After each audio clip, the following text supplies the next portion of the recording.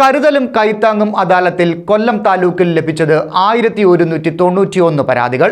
December 30 വരെ 831 അപേക്ഷകളാണ് ലഭിച്ചത്. ഇതിൽ 572 എണ്ണം പരിഗണിച്ചു, 84 എണ്ണം തീർപ്പാക്കി.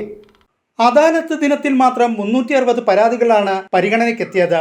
ഇവ തുടർ നടപടികൾ എടുക്കുന്നതിന് ബന്ധപ്പെട്ട വകുപ്പുകൾക്ക് കൈമാറി. ദീർഘകാലമായി അന്ത്യോദയ അന്നയോജന റേഷൻ കാർഡിനായി കാത്തിരുന്ന 74 പേർക്ക് കരുതലും കൈത്താങ്ങും പരാതി പരിഹാര അദാലത്തിൽ കാർഡുകൾ നൽകി.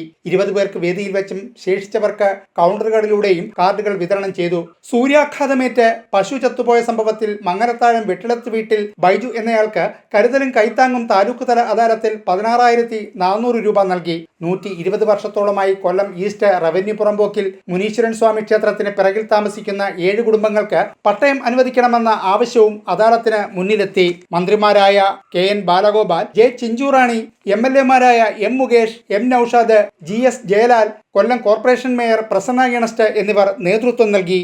ന്യൂസ് ബ്യൂറോ, കൊല്ലം.